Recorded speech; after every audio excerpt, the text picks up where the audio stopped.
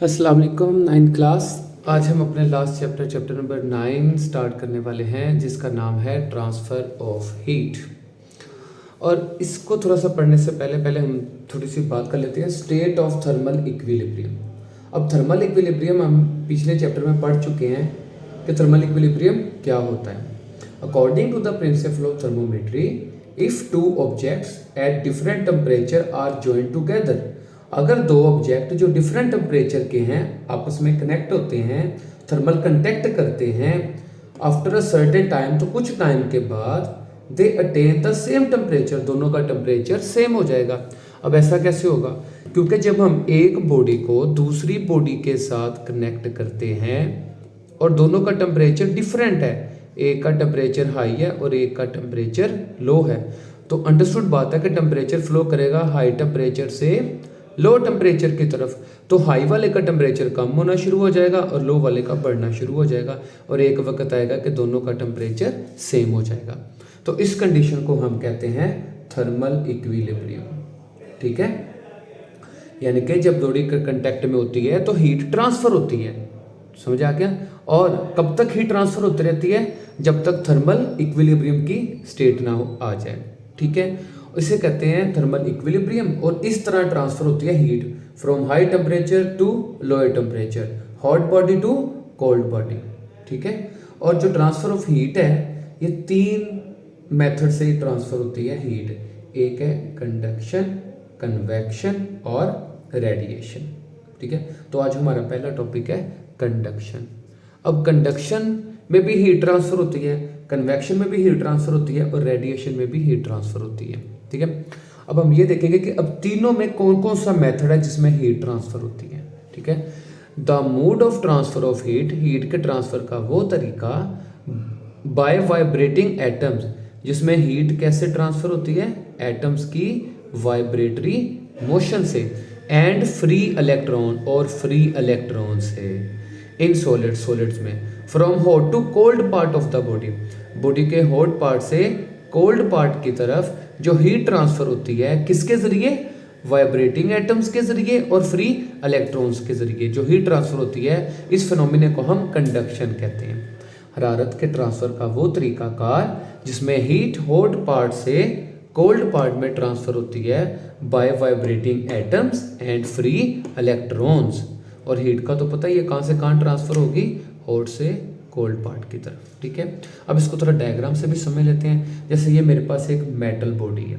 ठीक है, अब मैं मेटल बॉडी का इनर हिस्सा दिखा रहा हूँ। इनसाइड में क्या होता है? जैसे इनसाइड में आपको ये एटम्स नजर आ रहे हैं। ठीक है, हर जो मेटल है, कोई भी मेटल है, कोई भी चीज़ है, वो एटम से मिलके बनती है, एटमों से मिलके बनती है। तो ये आपको ब्लू कलर के गोल सर्कल नजर आ रहे हैं, ये एटम्स हैं। ठीक है, और एटम क्या करते हैं? टाइटली बाउंड होते हैं मेटल के अंदर। ठीक है, तो जैसे ही हम इनको हीट देते हैं तो देखो सबसे पहले हीट किसको मिलेगी? इस वाले एटम को। तो ये हीट एनर्जी लेकर देखो जैसे जैसे उनको हीट मिलेगी, इनके पास क्या आ जाएगी? काइनेटिक एनर्जी आ जाएगी, जिससे ये क्या करेंगे? वाइब्रेट करेंगे, आगे पीछे अपनी पोजीशंस पर रहकर क्या करेंगे? वाइब्रेट करेंगे। ठीक है, तो जैसे जैसे देखो मैंने मेंशन किया कि जैसे जैसे हीट मिलती गई है, ये जो एटम है वो रेड होते गए हैं। इनसे मुराद है, समझ लो कि इनकी हीट ज्यादा हो गई है और ये रेड हो गए हैं। ठीक है, अब ये वाइब्रेट करके हीट को किसके साथ टकराएंगे? साथ वाले के साथ टकराएंगे, ऊपर वाले के साथ टकराएंगे, इस वाले के साथ भी और इस वाले के साथ भी। अब ये रैंडमली इनसे टकराएंगे, और जब वो इनसे टकराएंगे तो टकराने से क्या ट्रांसफर होगा? एनर्जी ट्रांसफर होगी। तो वो स्मॉल अमाउंट ऑफ एनर्जी को इसमें ट्रांसफर कर देगा साथ वाले के अंदर। ऑब्वियसली जैसे मैं व्हाइट बोर्ड मार्कर को थोड़ा फोर्स से किसी की तरफ फेंकता हूँ और किसी को लगती है तो उसको फील होती है, तो एनर्जी ट्रांसफर होती है। जैसे हम स्नूकर खेलते हैं, एक जो पीस होती है वो दूसरी पीस के साथ जब कोलाइड करती है तो एनर्जी ट्रांसफर होती है, जिससे वो भी मोशन करने लग जाती है।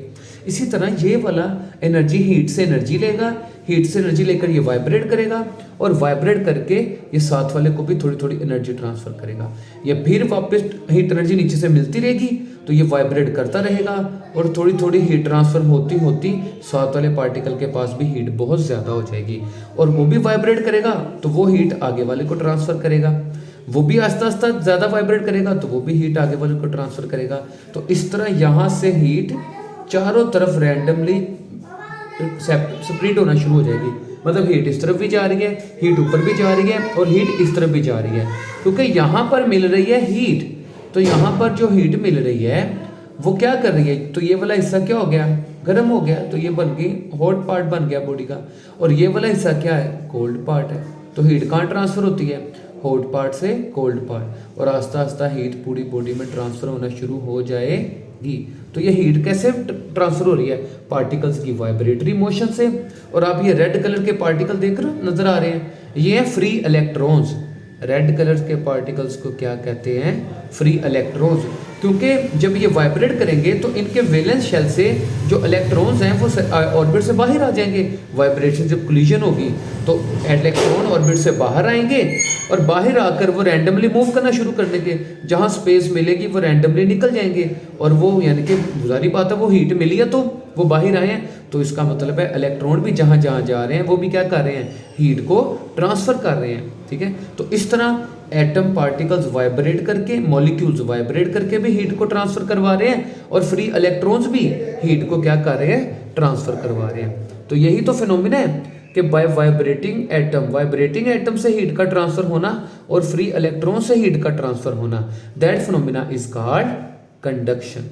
ठीक है, तो ये देखो जैसे मैं हीट दे रहा हूँ तो ये टाइटली पैक्ड पार्टिकल्स जो हैं, जो एटम्स हैं, ये एनर्जाइज्ड हो जाएंगे, इनके पास एनर्जी आ जाएगी, और ये क्या करेंगे, जिससे इनकी वाइब्रेशन इंक्रीज हो जाएगी। और जब इनकी वाइब्रेशन इंक्रीज होगी तो ये देखो ये वाइब्रेट कर रहे हैं, ये एनर्जी साथ वाले को देंगे, इसको देंगे, इसको भी देंगे, तो नीचे से हीट एनर्जी मिलती रहेगी और ये एनर्जी को ट्रांसफर करते रहेंगे।